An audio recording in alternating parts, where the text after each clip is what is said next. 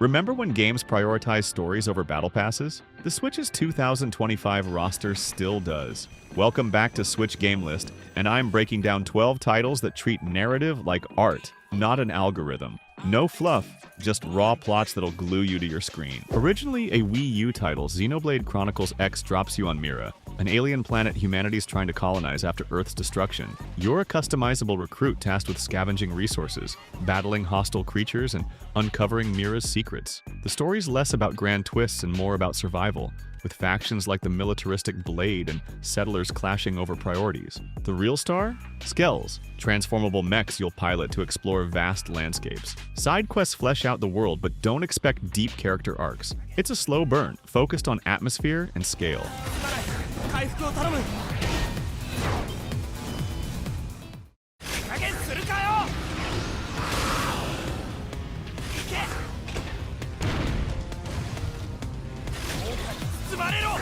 Set in Lumiose City, ZA revisits the Kalos region, but not as you remember. The story revolves around a controversial urban redevelopment plan to create a utopia for humans and Pokemon. You'll navigate political tensions and uncover a historical conflict linked to AZ, the ancient king from XY. Gameplay mixes open zones with city-building mechanics, letting you shape districts while catching Pokemon in urban ruins. Battles remain turn-based, but with a new synergy system for dual-type moves. It's ambitious, though some fans might miss the wilderness focus of Legends Arceus.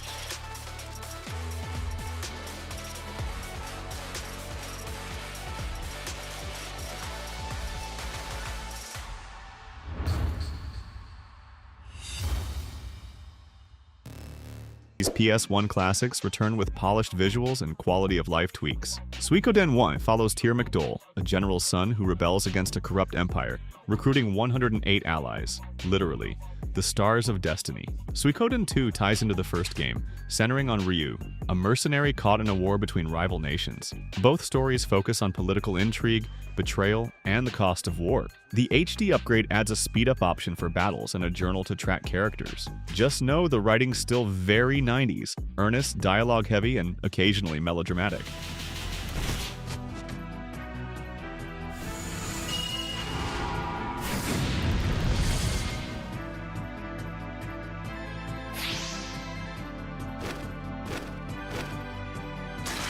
A survival horror game set in 1990s Poland, Holstin follows two characters, a man searching for his missing friend in a creepy town, and a local cop investigating bizarre murders. The twist? The town's infected by a parasitic organism that warps reality. Combat's a mix of gunplay and melee, with a camera that shifts between top-down and over-the-shoulder angles to disorient you. The story leans into psychological horror. Characters' memories are unreliable, and environments shift unpredictably. It's less about jump scares and more about unease. Just don't expect answers to every mystery.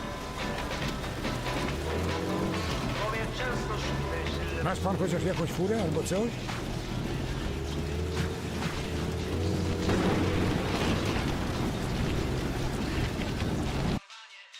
Directly following Daybreak 1, this RPG continues Van Arkride's story as a Spriggan, a jack-of-all-trades in the morally gray nation of Calvard. A new threat emerges, a cult using ancient tech to manipulate emotions. The plot balances personal stakes, Van's past resurfaces, with geopolitical fallout from the previous game. Combat blends real-time action and turn-based tactics, letting you switch mid-fight. Dialogue choices affect party trust levels, altering cutscenes. Fans of the series will appreciate returning characters, but newcomers might feel lost in the lore-heavy script.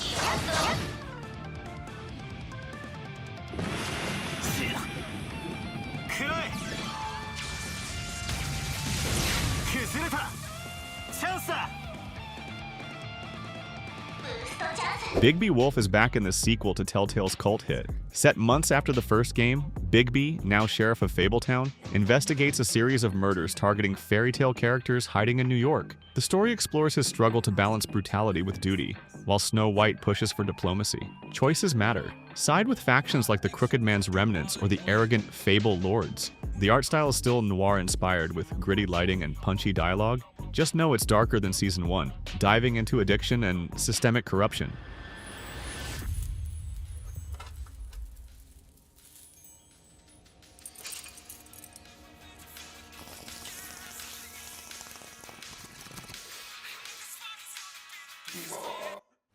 Hey, quick pause here. If you're enjoying this look at some of Switch's finest games, hit that subscribe button for more content like this. Let me know in the comments which of these games you've played or are excited to try. Now, let's continue with our lineup. This farm life RPG throws you into a world where humans and yokai, Japanese spirits, coexist. After inheriting a rundown farm, you'll grow crops, craft tools, and befriend yokai to rebuild the land. The story's simple. Stop a corporation from exploiting the spirit realm. But the gameplay loop shines. By day, you farm. By night, you dungeon crawl with yokai allies, using elemental abilities to solve puzzles. Multiplayer lets friends join your farm or explore dungeons. It's cozy, but combat's surprisingly tough, requiring strategic skill combos. Don't expect Stardew-level depth, though.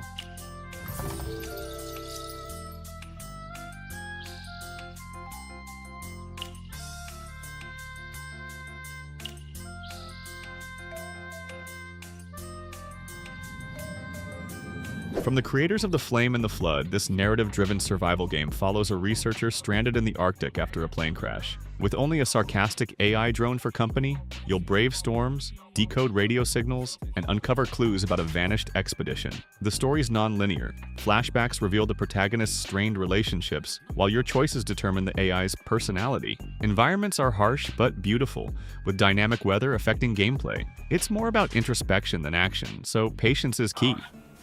More silos, too. Just hold tight. We don't need both of us getting lost out here. Don't have to worry about that. This leg's not carrying shit.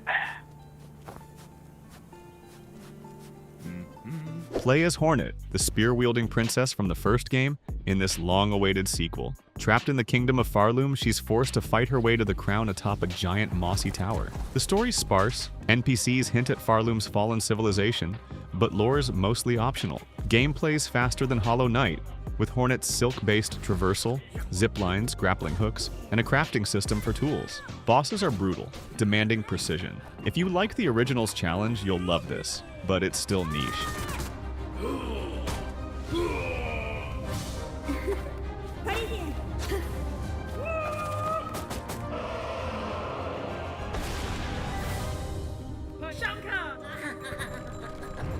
This trilogy bundles The Last Revelation, Chronicles, and The Angel of Darkness with upscaled visuals and modern controls. I foresees Lara racing to stop a rogue mentor from unleashing an Egyptian god. Chronicles is a series of flashbacks post-Lara's death, while Angel, the most divisive, pits her against a secret society framing her for murder. The remaster smooths out clunky mechanics, but the tank controls and blocky puzzles remain. It's a nostalgia trip, though Angel's incomplete story still frustrates.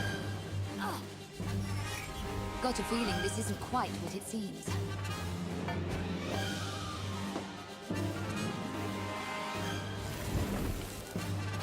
Give a girl a break. A steampunk action RPG set in the Sky City of Canaan, where humans and androids clash. You play as Alyssa, a mercenary caught in a rebellion after discovering a conspiracy to drain citizens' ether. Combat's a mix of swordplay, guns, and upgradable gadgets. Choices affect alliances. Side with rebels, the aristocracy, or play both. Pixel art's gorgeous and the soundtrack slaps, but the story's predictable if you've played Dishonored.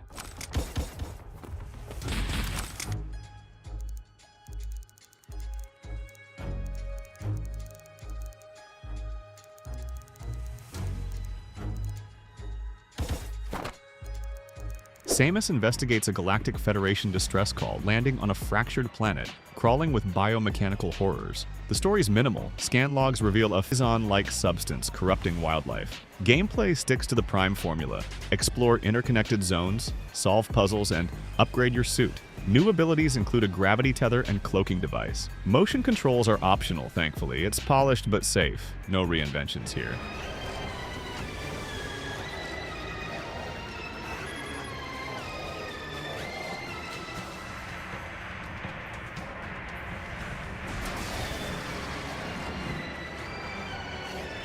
Hey, let me know what you think about these games. Maybe you've played some and have a different take, or maybe something here caught your eye. Drop a comment, let's chat about it. See you in the next one.